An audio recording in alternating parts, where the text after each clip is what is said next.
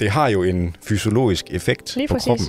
Ja. Det man faktisk plejer at sige, det er, at det er lav belastning, men høj effekt. Altså de her træningspas med zone 2 minimerer egentlig sådan risikoerne for overtræning. Og rent fysiologisk så øger det mitokondrieaktiviteten, som er de her the powerhouse i vores celler, som ligesom sørger for det mest vigtige.